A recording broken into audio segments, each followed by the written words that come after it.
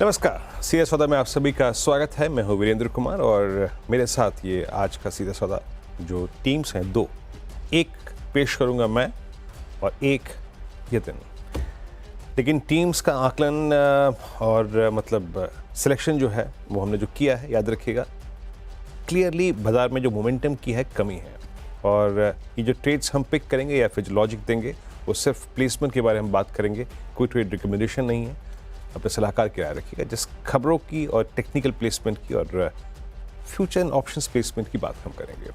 आपके स्क्रीन पर एक दिन के अंतराल के बाद, एक दिन की छुट्टी के बाद हम आज ट्रेड रिज्यूम करेंगे। क्रिसमस की छुट्टी के बाद आज 23,804 गिफ्ट निफ्टी ट्रेड करता हुआ 34 अंकों पर।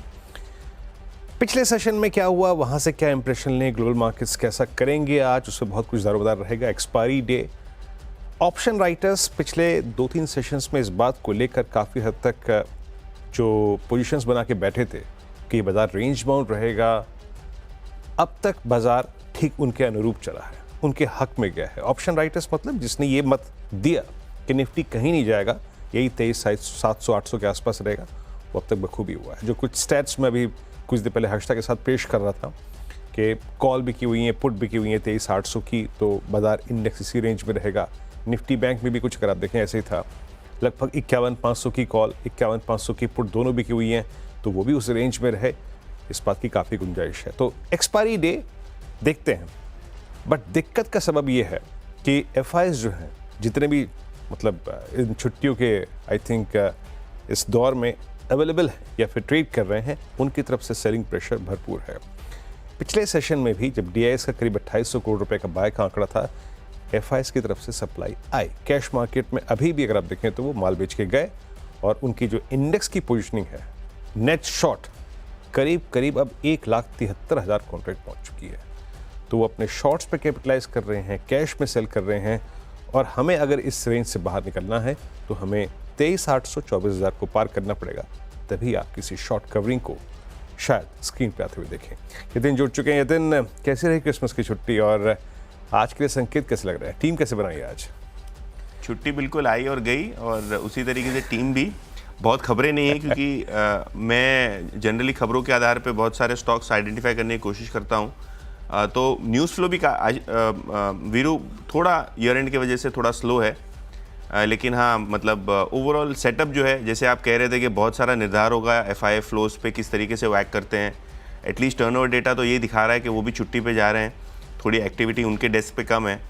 तो क्लियरली मार्केट जो है अगले 2-4 दिनों तक डोमेस्टिक फंड फ्लोज पे डिपेंडेंट रहेगा, उससे डोमिनेटेड रहेगा, और शायद इसीलिए आपको एसजीएक्स निफ्टी एक माइनर गेन के साथ शुरू होती हुई दिखाई पड़ रही है।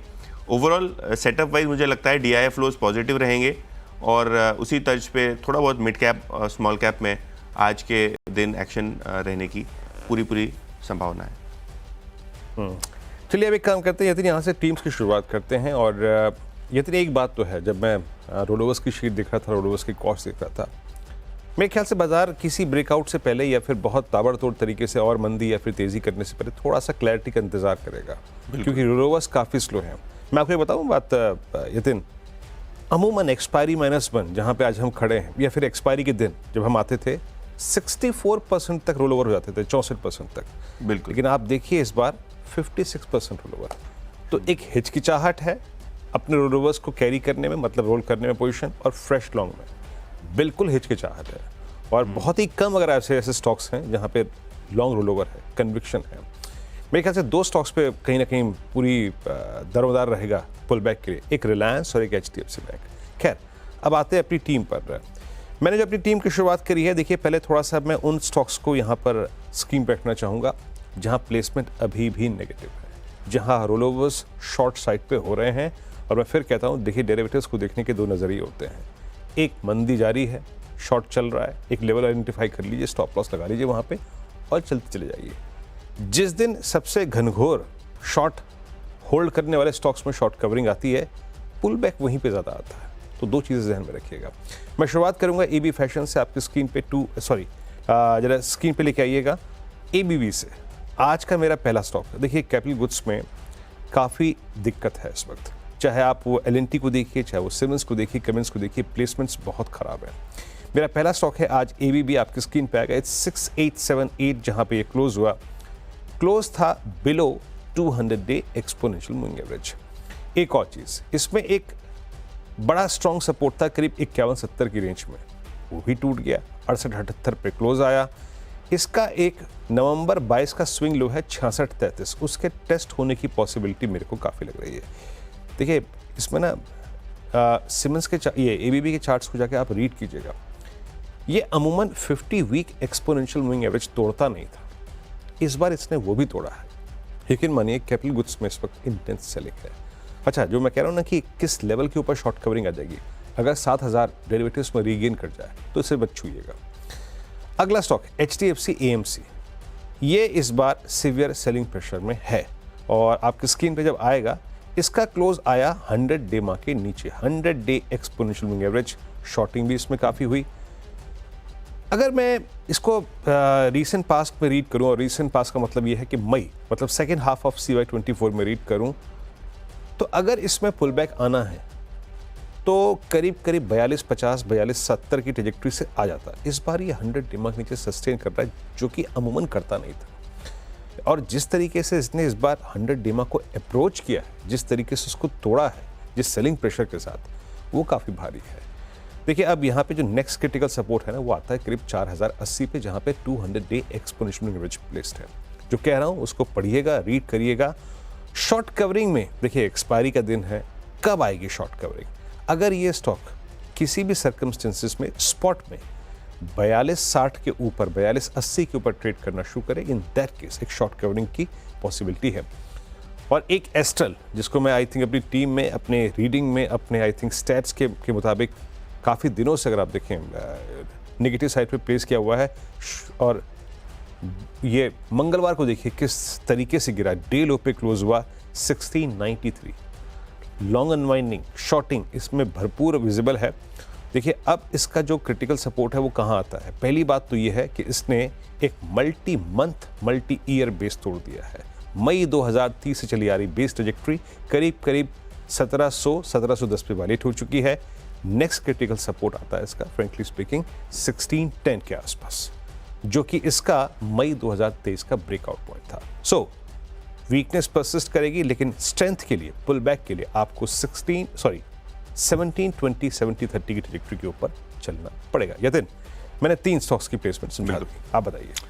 बिल्कुल, तो मेरे भी 3 स्टॉक्स खबरों के आधार पर देख लेते हैं। सबसे पहले आपकी स्क्रीन पे आएगा BPCL और NTPC के 150 मेगावाट जो ISTS सोलार प्रोजेक्ट है, इसके लिए कंपनी L1 बिडर के तरीके से उभरी है और ये प्रोजेक्ट से करीब 100 करोड़ रुपए एडिशनल आय आने की अनुमान जो है कंपनी ने बताई है अपने रिलीज़ में।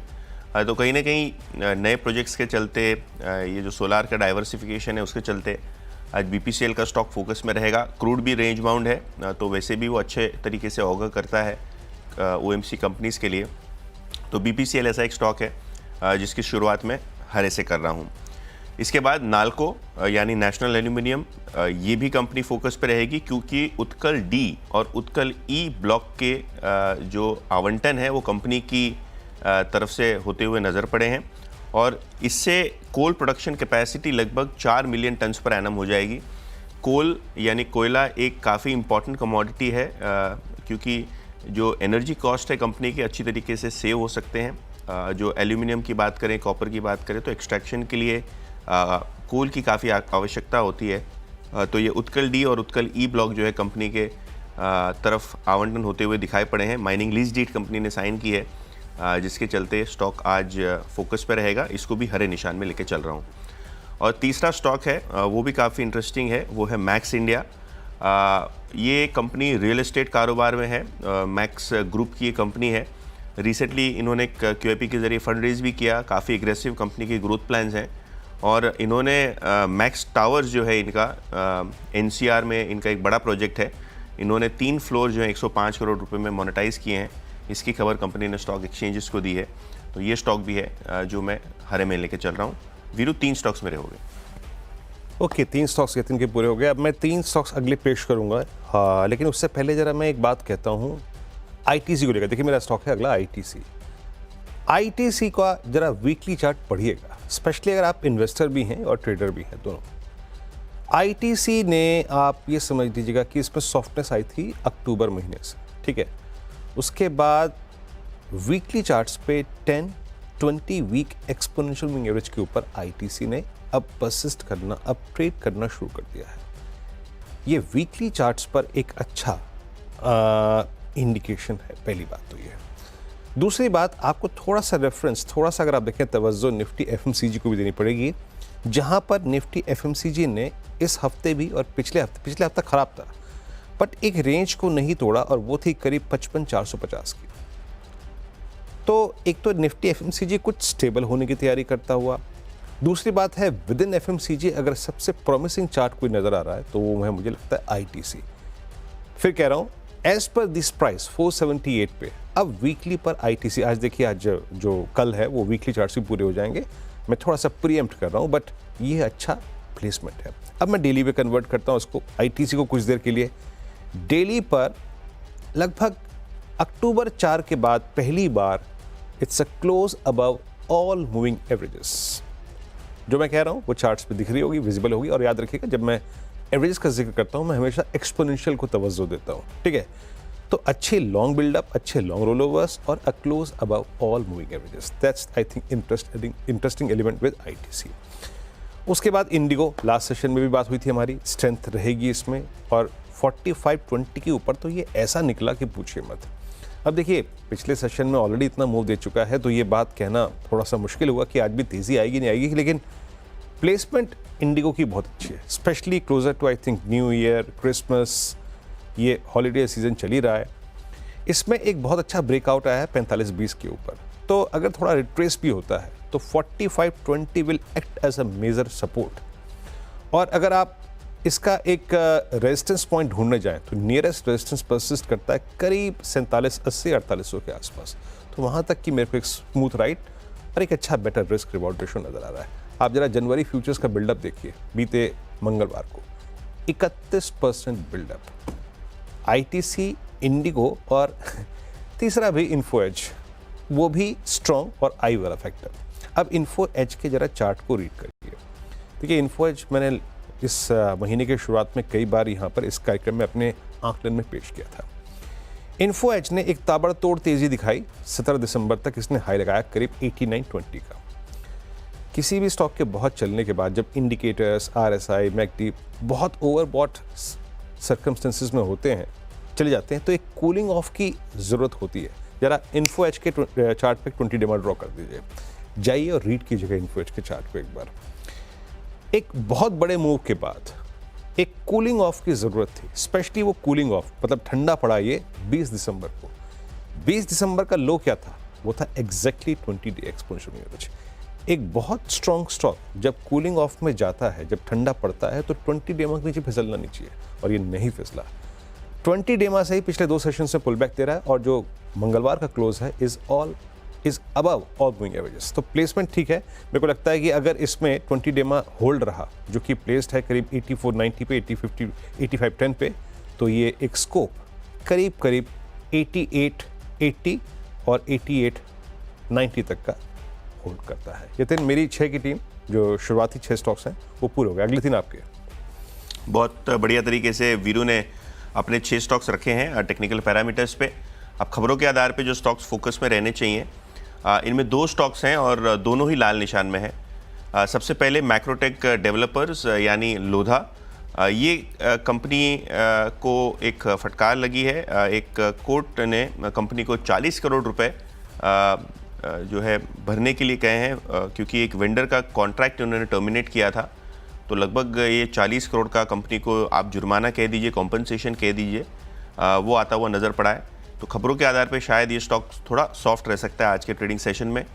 इसके बाद ग्लैंड फार्मास्यूटिकल्स, ये भी स्टॉक जो है फोकस में रहेगा, क्योंकि कंपनी का जो मैन्युफैक्चरिंग प्लांट है, इसको फ्रांस के मेडिकल रेगुलेटर ने इंस्पेक्ट किया और लगभग 10 ऑब्जर्वेशंस यानी 10 आपत्तियां फॉर्म 483 की तर्ज पे आप उसको रख सकते हैं। इस तरीके का ये ऑब्जर्वेशन आया है, और 10 ऑब्जर्वेशंस काफ़ी ज़्यादा होते हैं कोई भी मैन्युफैक्चरिंग प्लांट्स के लिए। और फ्रांस की जो ड्रग रेगुलेटर है, इन्होंने ये खामियां पाई हैं। ऑब्वियसली क्योंकि 10 ऑब्जर्वेशंस हैं, स्टॉक आज थोड़ा बहुत प्रेशर में रह सकता है। 1700 रुपये के आसपास का दाम आपको दिखाई पड़ रहा है स्क्रीन पे, तो कहीं ना कहीं ये स्टॉक भी फोकस पे रखिए, इसको लाल लेके चल रहा हूँ। और जो छठा स्टॉक है मेरी लिस्ट में वो है सीगल इंडिया। रिसेंटली कंपनी का आईपीओ आया है और कंपनी को भटिंडा ग्रीनफील्ड हाईवे प्रोजेक्ट अपने हाथ लगा है और NHAI के साथ कंपनी ने लगभग 980 करोड़ रुपए का ये हैम प्रोजेक्ट हासिल किया है। ऑब्वियसली ये जो 1000 करोड़ रुपए का हैम प्रोजेक्ट है, यानी हाइब्रिड एन्युटी मॉडल का जो रोड प्रोजेक्ट कंपनी के हाथ लगा है, इससे शायद आज स्टॉक में थोड़ा बहुत एक्शन बन सकता है। लिस्टिंग भी ठीक ठाक हुई है, स्टॉक लगभग 340-43 रुपये के आसपास ट्रेड करता हुआ आपको नज़र पड़ रहा है, तो इस पर भी खास नज़र रखेंगे।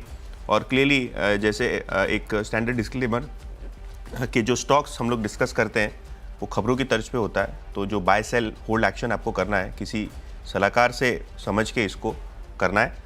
एक छोटा सा ब्रेक लेंगे और ब्रेक के बाद बचे हुए 4 स्टॉक्स पे करेंगे discussion.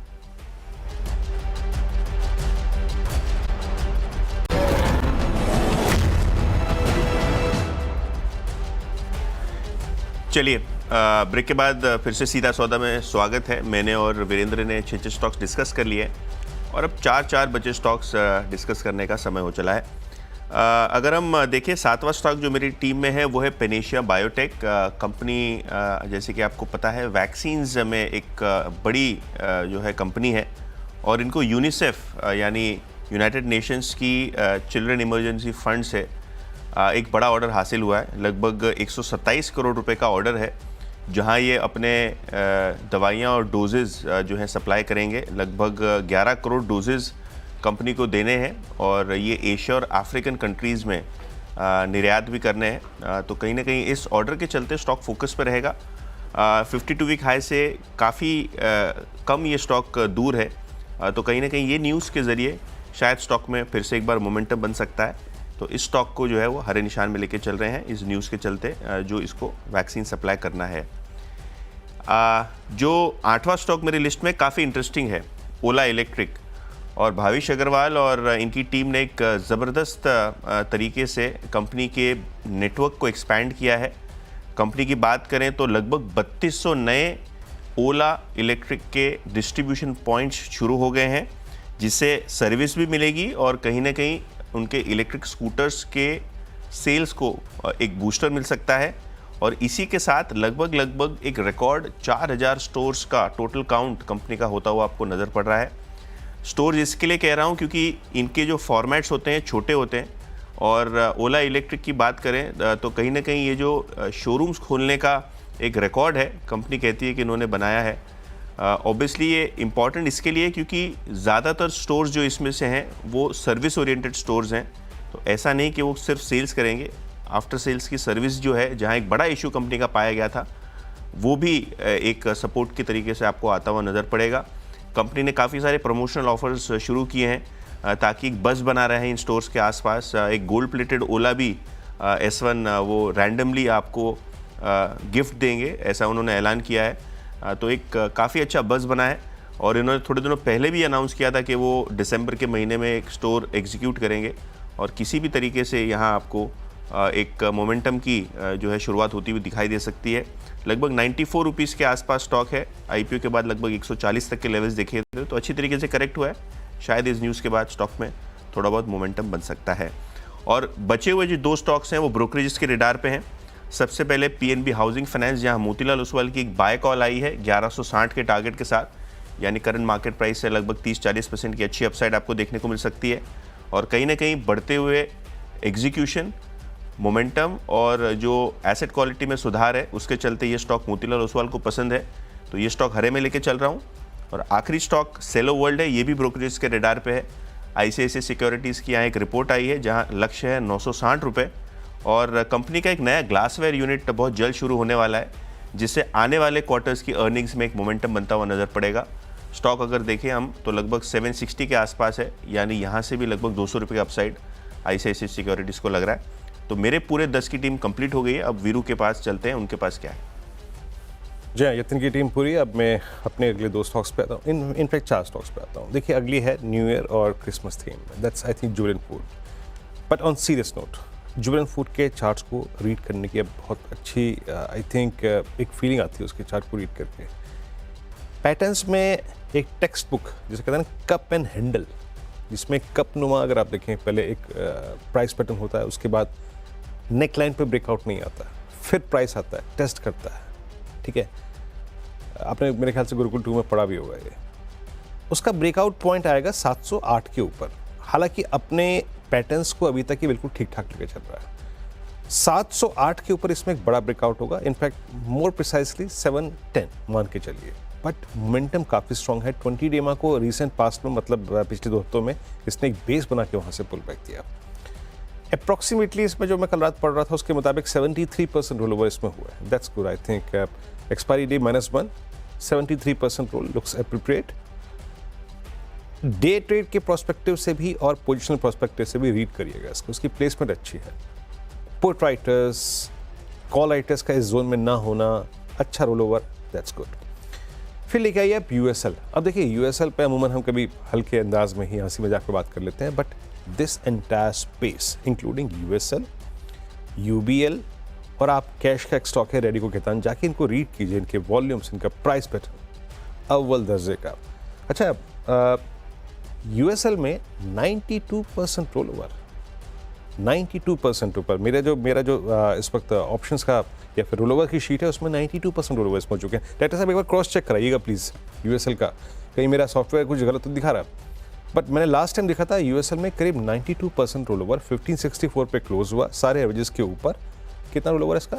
Yes, 92% with positive cost, impressive. अच्छा, इसका ब्रेकआउट पॉइंट छोटी सी रेंज में क्या होगा? वो होगा करीब करीब आप समझ लीजिएगा कि 1580 के ऊपर, और इन दैट केस ये अपने आप को पैरेलली अलाइंड करने की कोशिश करेगा 1650 के, जो कि इसका स्विंग हाई है। अब आप समझ लीजिएगा कि सितंबर लास्ट का, जब निफ्टी का भी हाई लगा था करीब करीब 2600 का। तो placement, put writers, averages, roll over cost appropriate, not exactly in United states but entire space. उसके बाद ओबराय रियल्टी। ओबराय रियल्टी भी मैं लास्ट सेशन में भी बता रहा था आपको कि यहाँ पे मैं इनफैक्ट इसको आपके जरा ओबराय रियल्टी के रोल ओवर दिखाता हूँ। 83% रोल ओवर, प्लेसमेंट बहुत स्ट्रांग है। इस फ्लैग का ब्रेकआउट आएगा करीब करीब 2300 के ऊपर, नजर रखिएगा इसको। और एक पेट्रोनेट, पीएसयू और I think oil gas space में अगर आप इस वक्त देखें तो अच्छे तरीके से प्लेस्ड है। 345 के ऊपर इसका नया ब्रेकआउट होगा, इस पर नजर रखिएगा। एक स्लोपिंग डाउन चैनल से बाहर निकलता हुआ ये स्टॉक, 83% रोल ओवर। चलिए एक काम करते हैं, एक ब्रेक लेते हैं। यहाँ पे 10-10 स्टॉक्स का आकलन यतिन और मैंने नहीं किया, टेक्निकल्स पे, फ्यूचर्स पे, ऑप्शंस पे, रोल ओवर्स पर, खबरों के आधार पे। ब्रेक के बाद जब लौटेंगे तो इन टीम्स को एक बार फिर से आपके स्क्रीन पे रखेंगे। हाजिर होते हैं।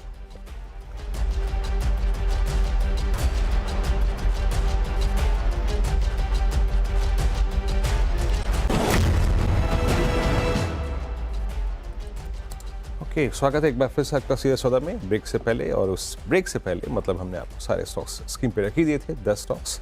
मेरी टीम इस प्रकार से है आपकी स्क्रीन पे। यहाँ पे वीकनेस और स्ट्रेंथ का कॉम्बिनेशन है। पहले 3 स्टॉक यहाँ पे बहुत ही खराब, मतलब प्लेसमेंट बहुत नेगेटिव, रोल ओवर्स काफ़ी शॉर्ट, एबीबी, एचडीएफसी एएमसी और एस्ट्रल। बाकी आईटीसी का एक strong close above all moving averages. उसके बाद इंटरग्लोबेशन स्ट्रॉन्ग मोमेंटम में, Info Edge closer to its all time high trajectory, अच्छी कूलिंग ऑफ हुई, फिर स्ट्रेंथ दिखाता हुआ। इन जुबिलेंट के रोल ओवर्स बहुत स्ट्रॉन्ग है, अच्छी प्लेसमेंट है। Oberoi realty strongest in entire real estate, Petronet इस लोअर एजेस पे एक अच्छा बेस क्रिएट करता हुआ, और USL strong roll overs, strong momentum. Yatin, तो खबरों के आधार पे मेरे 10 की टीम में अगर आप देखेंगे तो नैल्को से शुरुआत करेंगे। कोल ब्लॉक का कंपनी को लीज जो है मिला है, तो कहीं ना कहीं ये स्टॉक फोकस पे रहेगा। बीपीसीएल, एनटीपीसी का एक बड़ा ऑर्डर इनके हाथ लगा है। Max India, real estate projects का मोमेंटम अच्छा है। 2 स्टॉक्स जो लाल निशान में है, वहाँ मैक्रोटेक डेवलपर्स और ग्लैंड फार्मा शामिल है। ग्लैंड फार्मा के एक प्लांट को लगभग 10 आपत्तियाँ आई हैं, जिसके कारण शायद आज स्टॉक में प्रेशर बन सकता है। सीगल इंडिया, नया एनएचएआई का ऑर्डर। पेनेशिया बायोटेक, यूनिसेफ का नया ऑर्डर। ओला इलेक्ट्रिक, करीब 3200 नए स्टोर्स कंपनी ने शुरू कर दिए हैं। और ब्रोकरेजेस के रडार पे आज पीएनबी हाउसिंग फाइनेंस और सेलो वर्ल्ड आपको दिखाई पड़ेंगे।